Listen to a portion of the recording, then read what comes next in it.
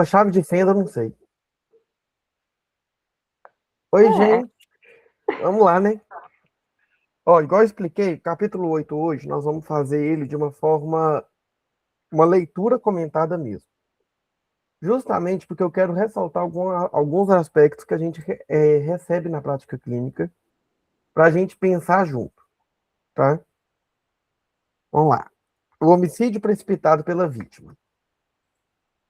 Uma notícia de jornal revela que Antônio, 53 anos, matou seu filho Pedro, de 25, quando este, sob efeito de drogas, atacou a mãe e os irmãos, ameaçando de matá-los com um machado. O pai chegou nesse momento, tentou conter o filho que se voltou contra ele, avançando em sua direção. Desesperado, Antônio pegou o revólver que guardava para se proteger de assaltantes e atirou no filho, que ficou gravemente ferido. Em seguida, o socorreu, mas Pedro acabou falecendo depois de algumas horas no pronto-socorro. Aqui nós vamos ter já alguns assuntos que chegam na nossa prática clínica e que são delicados, tá, gente? Quando a gente fala da clínica das adicções, a clínica voltada para o paciente que tem uso abusivo de álcool e outras drogas. Alguém já atendeu alguém, algum paciente adicto ou acompanhou um caso de adicção? Eu já, Murilo. Ah, como é que é o caso que você conhece?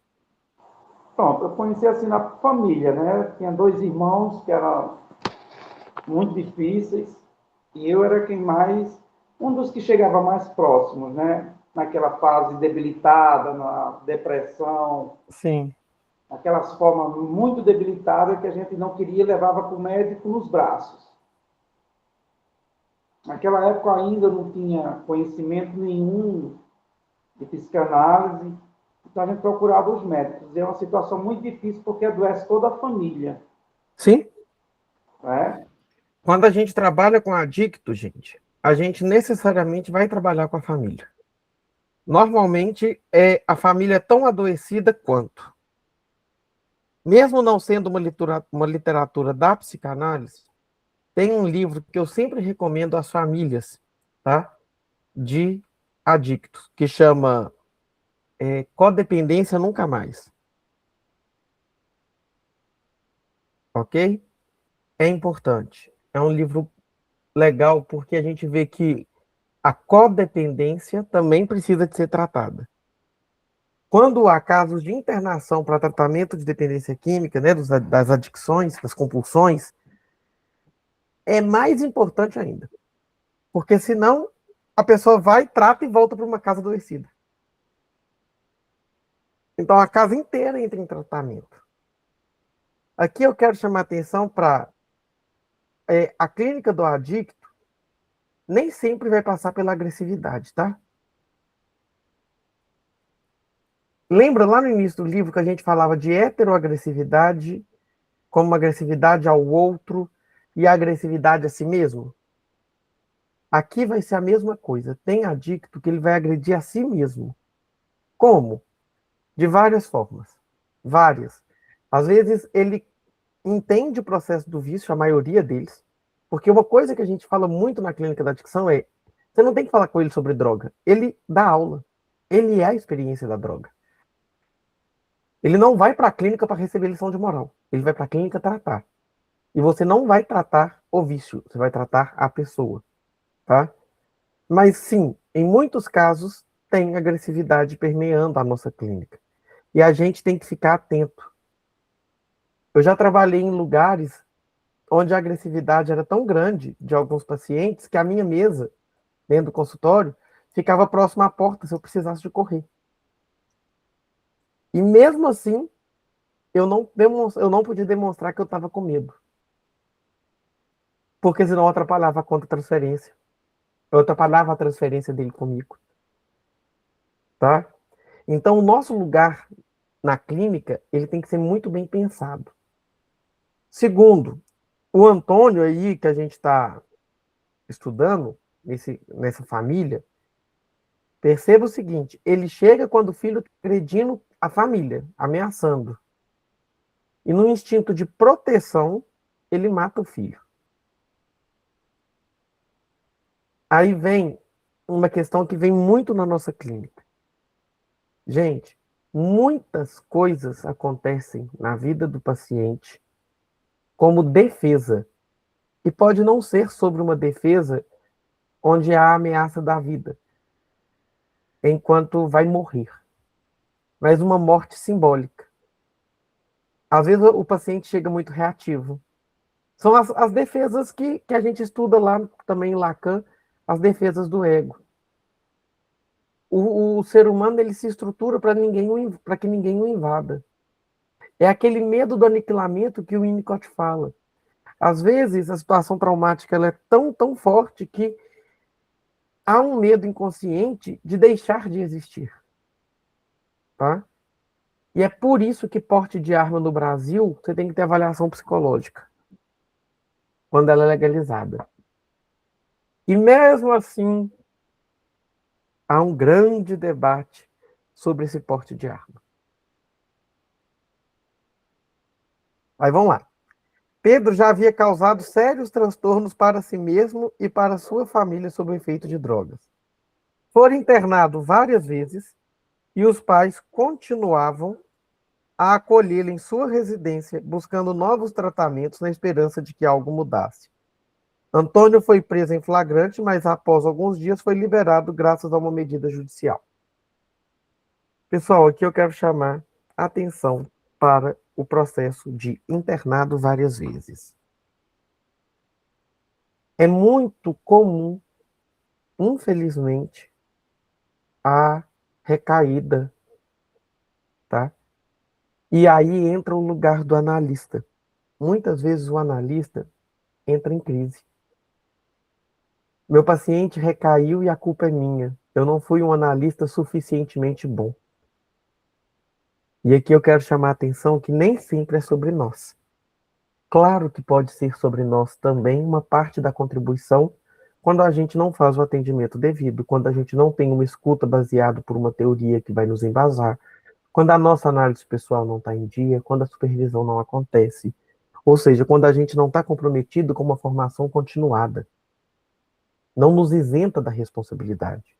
Mas muitas vezes, quando a gente está dentro de um ambiente, dentro de um setting analítico, e há recaída, a gente não pode se colocar no lugar do responsável, 100%. Porque existe ali um processo de adoecimento. Adicção, vício, na linguagem popular, é doença. Então, da mesma forma que o hipertenso tem que ter um cardiologista, o adicto também tem que ter o seu tratamento. Ninguém é viciado porque não tem caráter. A gente tem que sair desse lugar moralista nessa clínica. Dentro do processo de adicção, quando há a necessidade da internação, existe uma ambivalência grande no sentimento da família. A família que quer ajudar e a família que se sente impotente. E é nessa hora que a gente fala que nossa clínica ela tem que conseguir ser uma clínica de uma escuta mais ampla. E sai daquele ambiente do setting enquanto divã, mas um setting enquanto encontro com a pessoa, tá? E aí esse sujeito que está dentro de um ambiente familiar, muitas vezes precisa de ser escutado. A internação, existe várias formas de pensá-la. Existe no Brasil o Dia da Luta Antimanicomial. E sim, eu sou contra manicômio. Eu não sou contra internação de hospitais psiquiátricos. Como assim? Existe diferença? Existe. Eu estava vendo pelo Instagram uma mãe relatando a, a experiência, né, da maternidade de um filho autista nível 3 de suporte, extremamente agressivo, e ela levanta esse debate. Precisa de ambientes bons para a internação quando necessário. Não quer dizer que isso seja manicômio. Não é atualizar e reacender Barbacena na vida da gente. E aí, quem não conhece, olha pela internet a história de Barbacena, do manicômio de Barbacena. É um holocausto. É uma coisa horrorosa, desumana. Não é isso que a gente propõe. Quando há uma internação séria, tá? Existe uma equipe multiprofissional que vai ajudar no tratamento da adicção e do adicto.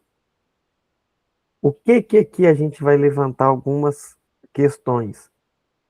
Gente, cuidado quando vocês forem atender pacientes que vai chegar com essa demanda. Por quê? Hoje existe as comunidades terapêuticas e não clínicas. E aí, as comunidades terapêuticas sobrevivem, muitas delas, por doação. Muitas têm cunho religioso, que vai embasar a forma terapêutica que eles colocam como base. Só que, gente, em sua maioria, pelo menos eu posso falar que todas que eu conheço, eu jamais colocaria um filho meu.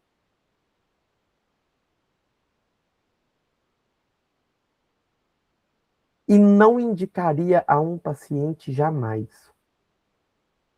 Eu já tive pacientes internados em comunidades terapêuticas, onde era um processo de desumanização. Quando eu escutei o paciente, falei, como é que ele aguentou? E já tive pacientes em clínicas muito boas. Então, o que eu vou pedir para vocês? Quando forem acolher esses pacientes, tá? Escutem com muito carinho, porque normalmente eles já chegam muito machucados. Mas cuidado, porque é uma escuta muito singular. Muito. Inclusive, existem literaturas específicas para a gente trabalhar adicção dentro da clínica em psicanálise. Outra coisa que eu quero trazer aqui é... Ah, não, vamos continuar aqui. Um mês depois, o mesmo jornal dá outra notícia. Antônio morreu. O repórter, após entrevistar parentes e vizinhos, nos conta que depois da morte do filho, Antônio passou a não comer, a não dormir, lamentando-se culpado por ter tirado a vida de Pedro. Atirado em Pedro. Muitas pessoas tentaram consolá-lo e até chegou a ser socorrido por equipes médicas, mas elas não encontraram nada de importante do ponto de vista somático. Antônio foi encontrado morto em sua cama, sem que houvesse qualquer explicação para o fato. Diante do que a gente estudou aqui, como que a gente chamaria o caso de Antônio até aqui? Qual tipo de suicídio? Como que vocês veriam? Ou vocês não acham que houve um suicídio? É um suicídio indireto por sentimento de culpa e remorso. De qual atitude dele, mesmo para defender a família, ele se sentia culpado por ter tirado a vida do filho. É tanto que patologicamente, fisicamente e biologicamente não foi encontrado nenhuma doença, a não ser a depressão grave de qual ele entrou, né, do qual não conseguiu sair. E pelo sentimento de culpa, se torna-se um suicídio indireto.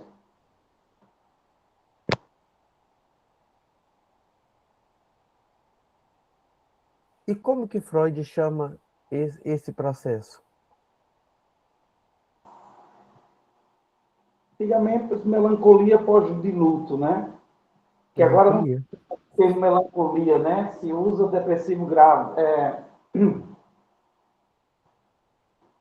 Porque, olha, quando a Você gente está fala da perda do objeto do amor, seja uma pessoa ou um ideal, a gente fala de uma melancolia. O luto já vem de uma perda consciente. O pai ali, ele não é só a morte da pessoa Pedro, é a morte do ideal do filho. É o próprio ato de ter tirado a vida do filho, que vai de frente com uma cultura nossa, muito marcada por que ninguém tem direito de tirar a vida de ninguém. É o caráter acusatório de si com si mesmo. E olha que pessoas tentaram consolá-lo, né? Quando a gente fala do suicídio inconsciente, por esse processo de melancolia, o sentido de vida acaba. E é a hora que na psicanálise a gente introjeta a pulsão de vida. Talvez a gente vai ter que ajudar o paciente a reconstruir um sentido de existir. E isso demanda muito acolhimento, muita escuta, mas não pode vir a ser o resolutor do problema, nem aquele que o analista não pode ocupar o lugar de quem vai direcionar o processo de escolha, nem de passar dever de casa. Ele já não aguenta de pressão. E aqui vem o desafio da nossa clínica. A nossa clínica é uma clínica do inconsciente. Outra coisa, perceba que quando as equipes médicas chegaram e tal, não encontraram nada do ponto de vista somático. Aqui é do sentido de uma morte, uma causa da morte. Aí leva-se como morte natural. Pega o atestado de óbito, o médico vai atestar morte por causas naturais. Mas aí aqui, através desse olhar, a gente vê o que o João trouxe de uma forma bem legal, né? Um suicídio inconsciente. Por muitas motivações. E talvez seja por isso que o nome do livro é Aspectos Socioculturais. O suicídio é um assunto tão amplo e permeado de tantas facetas que não dá para a gente trabalhar com a temática como causa e efeito, lei de Newton. Se fez isso, acontece isso. Não dá. Aqui a gente tem um ser que é plural, que é complexo, que tem um inconsciente que deseja, que não obedece à lei da consciência, que tem as suas próprias pulsões e que vai nortear a forma como lida com o sofrimento. O texto fala assim: o leitor provavelmente já percebeu que Antônio desenvolveu um quadro melancólico, fruto da culpa e da identificação com o filho que matou, matando a si mesmo. Mas detenhamos-nos em Pedro. De certa forma, ele provocou sua morte ao não deixar outra saída para seu pai, que precisava proteger o restante da família. Possivelmente, Pedro já havia se colocado muitas vezes em situação perigosa e corrido risco de vidas pelo uso de drogas. Pelo olhar da literatura que a gente está estudando, qual que foi a causa da morte do Pedro? Foi o tiro? Qual seria então?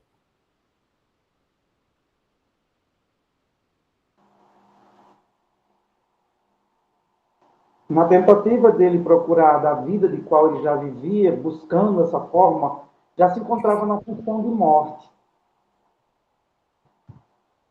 Essa função de qual já levava a ele esses desafios a procurar, a realizar o ato sem a coragem dele fazer conscientemente de forma direta. Mas inconsciente ele já buscava o fato. As brigas em qual eles entravam, mesmo sabendo que teria essas condições, que ele já foi acolhido várias vezes em atos de violência, de brigas. E nesse ato extremo que ele procurou com a sua família, o pai, infelizmente, não se viu em outra saída. E na situação que ele buscava de forma inconsciente o suicídio. Então, a gente vê o Pedro como um suicida inconsciente, porque se coloca em situações de riscos constantes. mas é um suicídio total. Porque a busca pela morte através da pulsão do desejo inconsciente estava maior do que a manutenção da própria vida, né? Quando ele coloca, e aqui vem uma questão importante, o processo da identificação que com o filho que ele matou. Quando esse tipo de pessoa chega para a gente, eu me identifico não com o filho, mas com a morte do filho, então eu não posso viver. Eu atendi um caso, o paciente chegou e marcou igual qualquer outro paciente. Depois de um tempo, ele me contou que ele tinha matado uma pessoa. Tinha ficado preso, ele demorou para me contar isso. Gente, foi um dos atendimentos mais complexos. Porque o lado Murilo, com a cabeça do Murilo, com a moral do Murilo, quase que acabou com o atendimento. Se não fosse a supervisão, a quem supervisou no meu caso, né, nesse atendimento, virou para mim e falou comigo assim: eu coloquei, né, todas as minhas angústias quanto àquele paciente, aquela coisa toda. E aí uma hora ela virou para mim e falou: Murilo, agora que você acabou de falar, parabéns, você acabou de voltar com o Tribunal da Inquisição. Agora tira o lado da Inquisição, vamos lá, só para o paciente. Gente, aquilo ali foi um tapa na minha cara. Quando eu abro o consultório e abro a possibilidade da clínica, eu tenho que estar disposto a escutar de tudo. Não é ser preparado, porque a preparação não existe. A preparação é o tripé, mas um tripé continuado. Um tripé que ele que não morre, que não é o certificado que vai dar para a gente essa autorização do você pode atender a partir de agora. Não é isso. Outra coisa, é, quando o paciente ele tem essa ideação suicida, ou também que não consegue. Eu estou respondendo para ele aqui.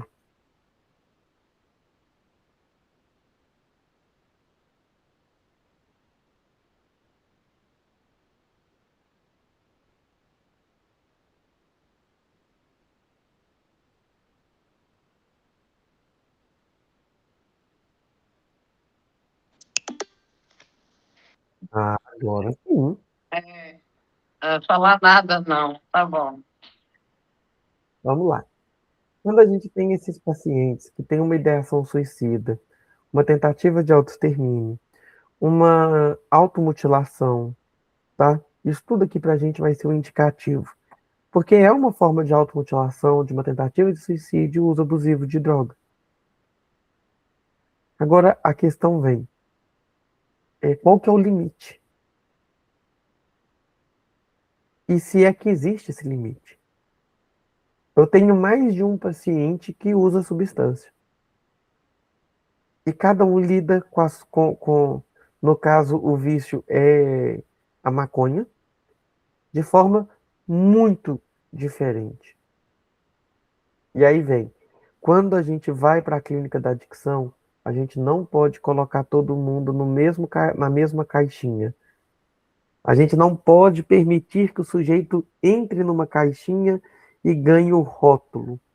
Esse sujeito é um viciado. Não. Esse sujeito é um sujeito. E cada um tem uma forma de relacionar com a droga. E a gente tem que saber escutar esse processo de individuação. Não podemos colocar o paciente numa caixinha, achar que a mesma intervenção serve para todos. A mesma fala vai causar o mesmo efeito, ou o mesmo silêncio vai causar o mesmo efeito. A gente tem que ser um, um analista ideal, ideal não, suficientemente bom para cada tipo de paciente.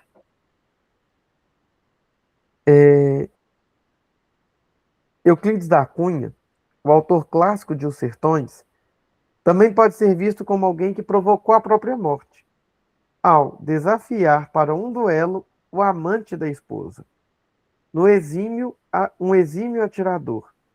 Sabemos que Euclides da Cunha era uma pessoa melancólica e não podemos descartar que o ato se constituiu numa espécie de suicídio, com o detalhe de que escolheu outra pessoa para matá-lo.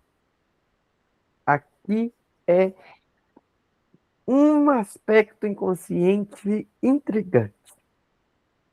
A pessoa quer morrer, mas não suicida. Então provoca a morte a partir de outras mãos.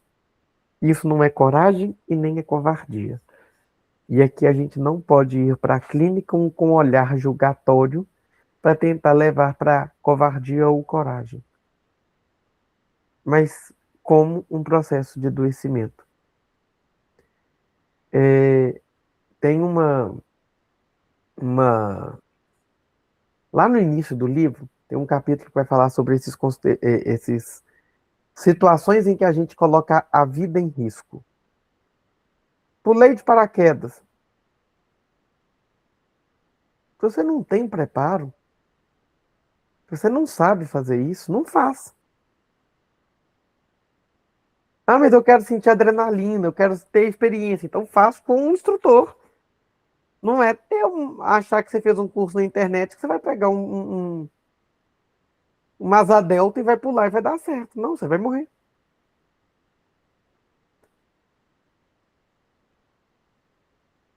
Mas aí vai sair a notícia de que praticando um esporte houve um problema.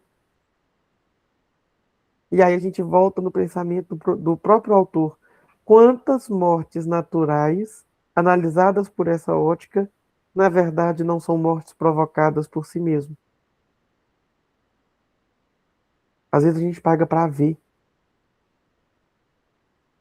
E o paciente, ele não tem consciência, e aí vem a questão da busca pela morte que ele está passando. Que as escolhas dele estão o levando. E aí é a hora que a gente intervém.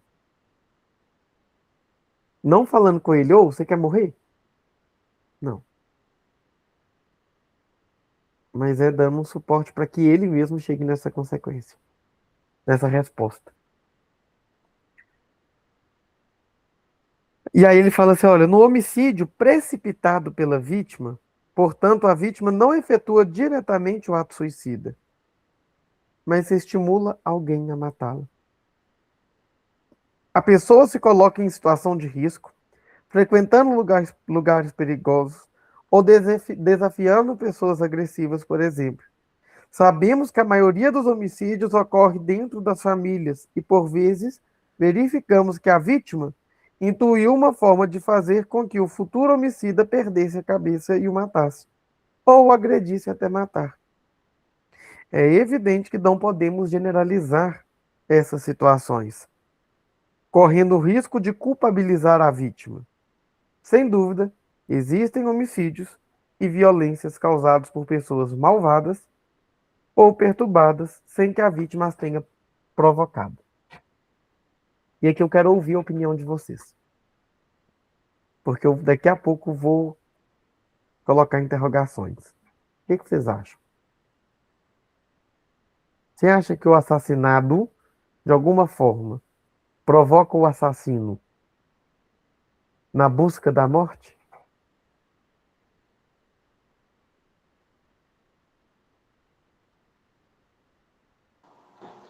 Nos dois casos narrados pelo livro, né, o filho que procurou a morte, nos casos que já vivenciando o uso das drogas, né, já procurou a violência, tanto não só em casa, mas também nos lugares que convivia, que eram muito violentos, desafiando outras pessoas.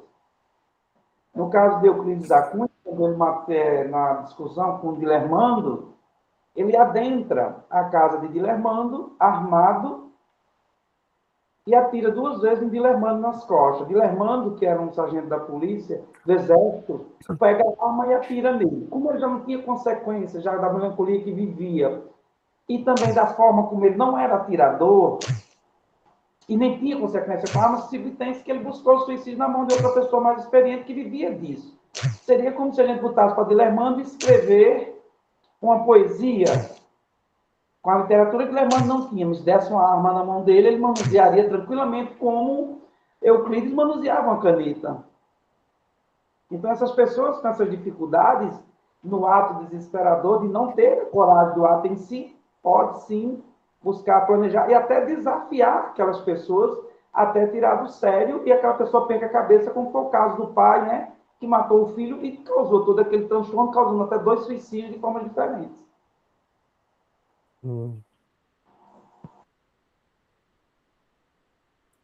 E aí, Andréia? Eu cheguei muito atrasada. Quer dizer, eu nem cheguei, que eu nem fui embora ainda. Tinha gente aqui no escritório, então eu não sei nem o que está acontecendo. A gente está falando das pessoas que se colocando em risco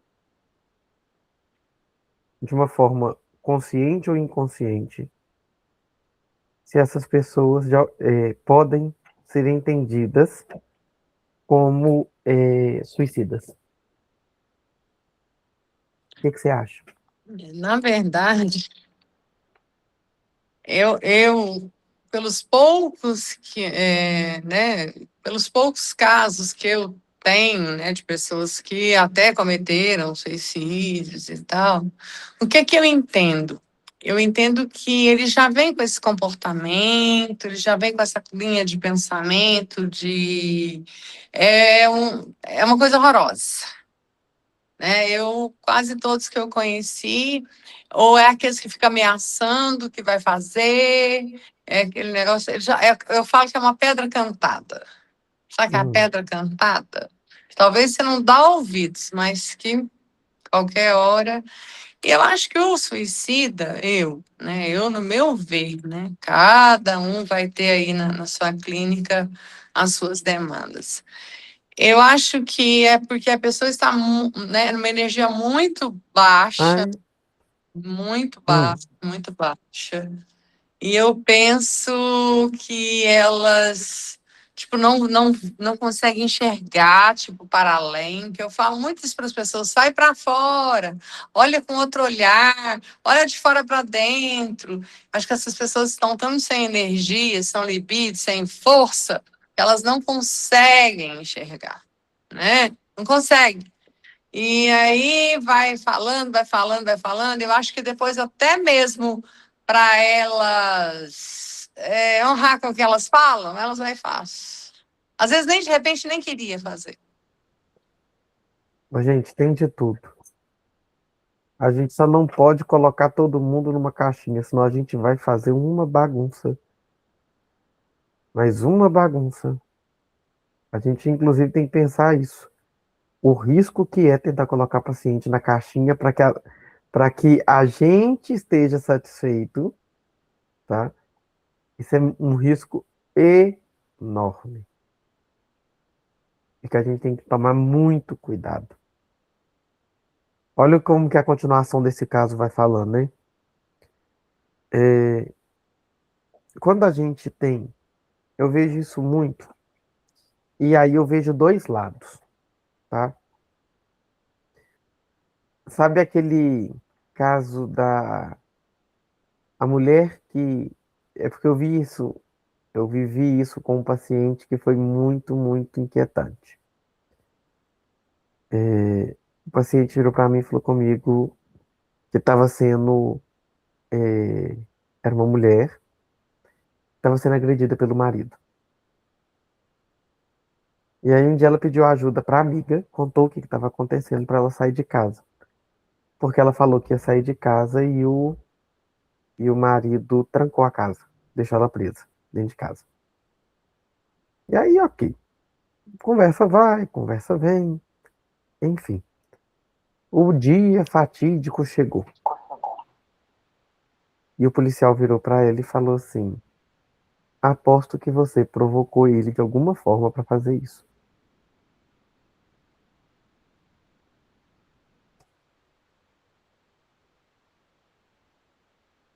Gente, isso deu uma confusão.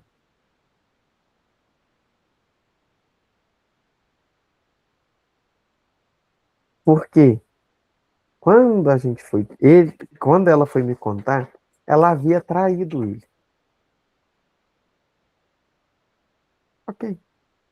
Mas até onde isso é a forma de trabalhar a temática em si? Será que a gente. Como que a gente trabalha isso, né? E como que essa mulher, que já tinha sido agredida, estava toda machucada, escuta isso? Calma aí. Então isso aí já mexe com a minha cabeça. Ao longo da clínica dela, ela me conta que ela já teve inúmeras tentativas de suicídio e que ela sempre quis morrer. E que ela queria que no dia que o marido bateu nela, que ele tivesse matado ela. Se eu tivesse parado a escuta só na agressão, eu ia tomar um partido e falar, nossa, que homem ordinário. Aí olhando pela lógica do inconsciente, é, até onde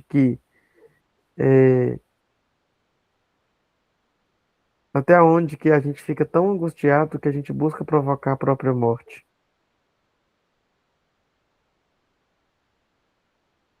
E qual que é o limite da gente olhar a pessoa, né, de uma forma e de outra? Gente, isso é muito, muito, muito marcante. E aí vem, o analista não toma partido. O analista não faz a determinação de quem está certo e quem está errado. A nossa clínica é a clínica do inconsciente, ela não obedece à lógica consciente. E se a gente parar na lógica consciente, a gente faz qualquer coisa, menos análise. Hoje eu vejo, no caso dessa paciente específica, que houve várias tentativas de suicídio e que uma delas foi fazendo com que o marido batesse nela, porque depois de muito tempo em análise, ela chegou a essa conclusão, não foi eu. Ela que chegou nessa conclusão.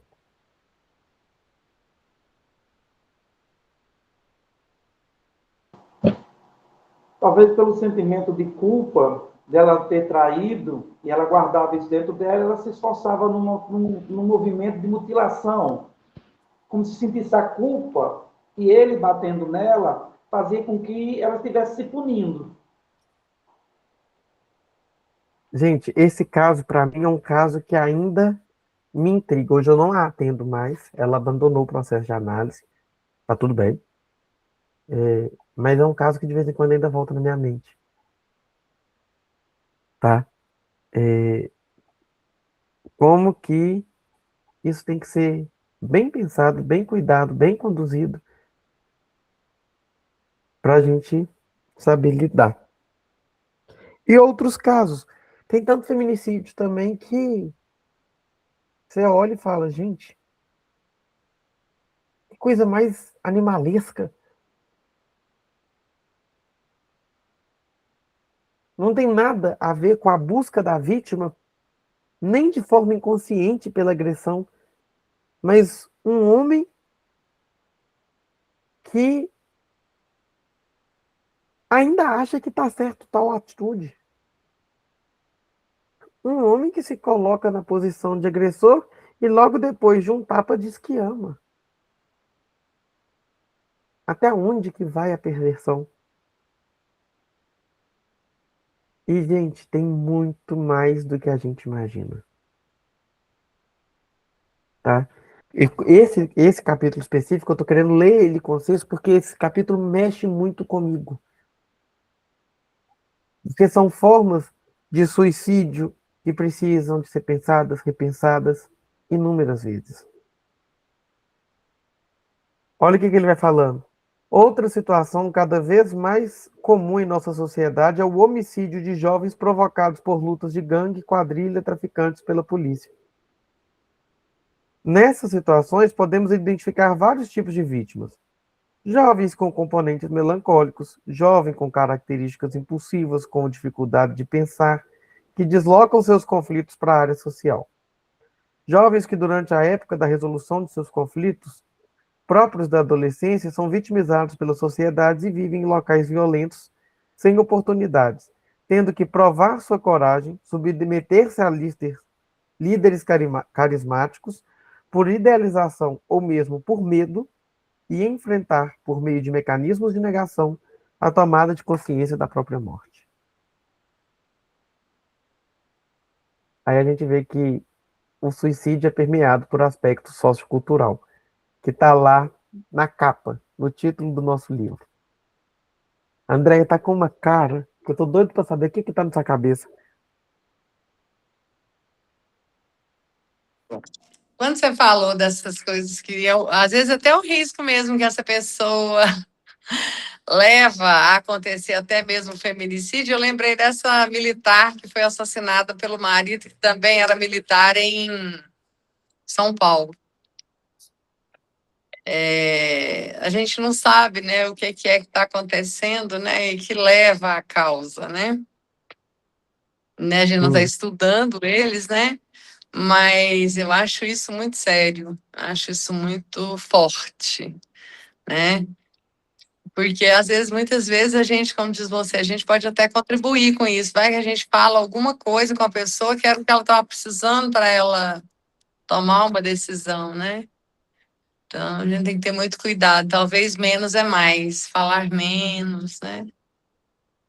É mais. E que cuidado que a gente precisa de estar adotado para a gente poder fazer uma clínica que não vai invadir. Gente, o paciente que passa por qualquer tipo de violência, ele demora muito para poder nos contar. A não ser casos excessivos. Meu Pelo menos Deus. é a prática que eu tenho hoje. É a mesma coisa do paciente que é usuário de droga, tá? De alguma substância, até o dia. Só que esses pacientes que têm vida funcional, que trabalham, têm família e mesmo assim têm a dependência, né? A compulsão, eles vão demorar para nos contar que ele usa maconha, que ele cheira cocaína, porque ele tem controle, ele não é viciado. É só a forma de relaxar. É a forma de não ficar.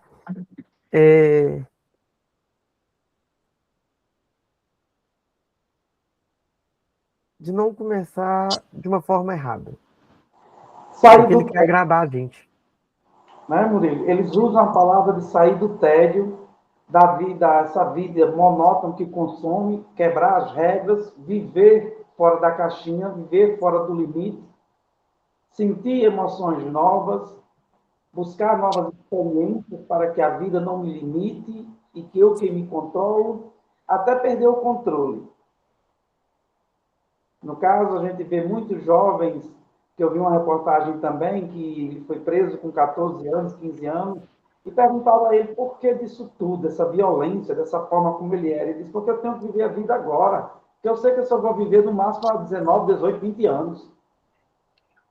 Então, é essa estrutura que a sociedade estamos criando, né? Esses jovens sem apoio nessa transição, cada vez mais em situações de favela, capturadas pelas facções e regradas pelas leis deles, eles é quem mandam, cada vez mais soltos, eles têm essa necessidade de provar esse algo diferente, de viver essa vida de imediatismo, porque senão não é homem, senão não tem coragem. Por isso que você vê esses jovens em crimes de mais atrocidades, e numa dessas eles morrem, porque quem sai para matar também está para morrer. E eles dizem, eu estou para fazer uma das duas.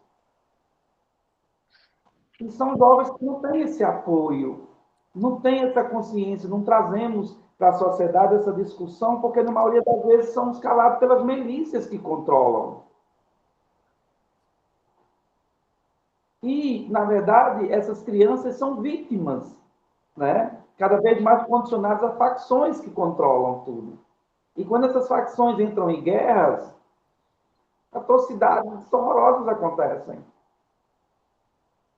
E o importante é identificarmos a nossa clínica, que quando chega uma pessoa nessas situações, tenhamos essa condição de acolhimento, de não julgar a forma como a pessoa vive.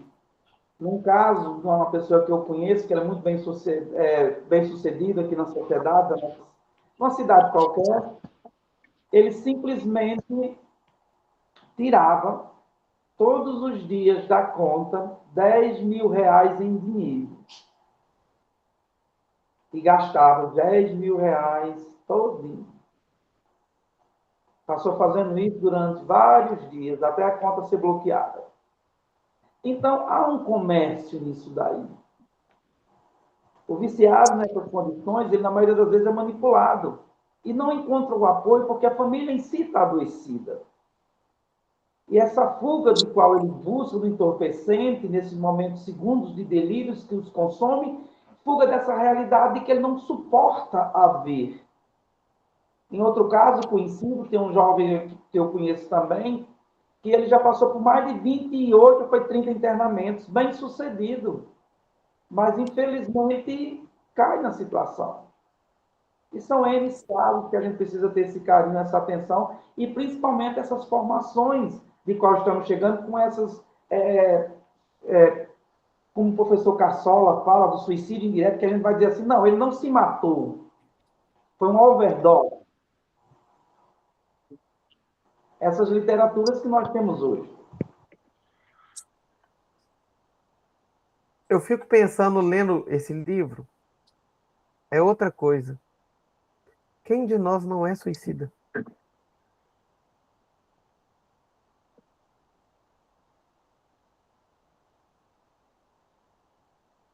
Ah, Murilo, você come errado. Então, de alguma forma, eu sou suicida. Você é irresponsável com sua saúde. Então, de alguma forma, você é suicida. Nesse pensamento que ele desenvolve, é. É inconsciente, mas é. E é por isso que é um texto que ele coloca muita gente em crise. Porque ele nos obriga, enquanto pessoas, não só como analistas, a repensar a forma de viver. Né? E aí, para a gente terminar, eu quero dar o exemplo de uma professora. Uma professora chegou para mim e falou: quero suicidar. Falei: ok. Me conta um pouquinho de como que esse pensamento tem vindo e tal. Ela falou: no final das contas, ela estava tão esgotada emocionalmente de tantos problemas dos alunos que ela não estava dando conta de chegar dentro da escola. Ela estava tendo crise de pânico. Ok. E aí ela tinha um aluno com 15, não, 14 anos, usuário de droga. E aí era o aluno, assim, mais odiado da escola. Ok. Um dia ela sentou e conversou com ele e ele contou a história de vida. Aí ela virou para mim e falou comigo: ele é um anjo. Com a história que ele tem, ele já é um anjo. Porque ele podia ser bem pior. E aí a impotência dela nesse contexto, ela viu na fuga o suicídio. Na fuga, não. Na solução de uma dor da impotência. E aí, gente, a gente tem que ter muito cuidado. Hoje, se você entra numa sala dos professores em escolas, e foi o motivo pelo qual eu parei de dar aula, e eu sempre repito isso, é porque o dia que eu cheguei na escola, que estavam todos os professores falando qual remédio tomava, eu falei: nossa, que profissão é essa? Eu dei aula há 6 anos, e parei. E falei que não quero voltar para a sala de aula de ensino fundamental e médio igual eu fazia. Como não voltei. Porque é um ambiente adoecido. E é um ambiente adoecedor. Sábado agora eu estive na Xerox para poder tirar umas cópias e conheci uma professora Se ela tiver 25 a 28 anos, é muito. É 30 anos. Ela abriu a bolsa dela e me mostrou. É isso que eu uso, olha. Remédio de tarja preta. Com essa idade, já tomando tarja preta e contou o que acontecia na escola dela, com o que está acontecendo. Vocês viram a professora que o aluno colocou vidro dentro da água dela? Não, não vi. Gente, é um absurdo. Um absurdo. Inclusive, eu postei no meu Instagram lá, falando sobre isso. E aí uma pessoa falou, passou da hora de ter uma política pública para saúde mental do profissional da educação. Quando eu parei de dar aula, praticamente todos, na última escola que eu dei aula, eu trabalhei lá 8 meses. Quando deu o 8º mês, todos praticamente os meus colegas professores já tinham sido afastados, nem que seja por um dia, por questões emocionais. Depressão, crise de pânico, burnout. Falei, eu saí enquanto é tempo. E sim, gente, já passou da hora. E aí a gente vai chegar em escolas e vai querer ver o professor super entusiasmado para dar aula e vai ter o ignorante que vai falar assim, se tá achando ruim, muda de profissão. Imagina se todo professor insatisfeito mudar de profissão, quem que vai dar aula? Tem que ter uns doidos, gente, que gosta de dar aula. Porque eu falo, quando você faz matrícula na faculdade, você faz licenciatura, você não pode bater bem da cabeça, não. E ao mesmo tempo eu vejo como uma profissão tão maravilhosa, porque eu amava. Amava. E é uma pena a gente ver isso. E aí a gente volta. Quando o professor Carsola coloca que o suicídio tem fator sociocultural, é disso que ele está falando. Infelizmente, nós estamos em uma cultura de adoecimento. Você chega numa roda de meninos de 15 anos e eles estão discutindo. Isso é caso verídico que eu estou contando. De uma escola aqui, na minha cidade, onde a roda da conversa era quem tinha mais diagnóstico.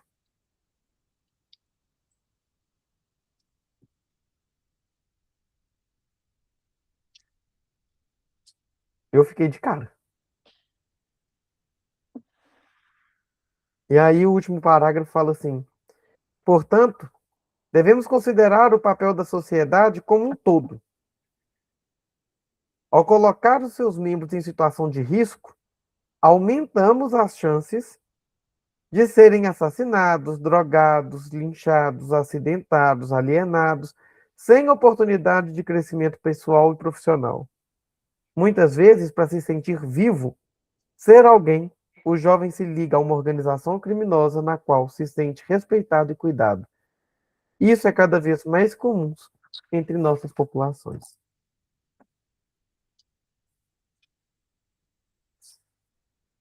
Esse capítulo mexeu muito comigo. Não sei com vocês.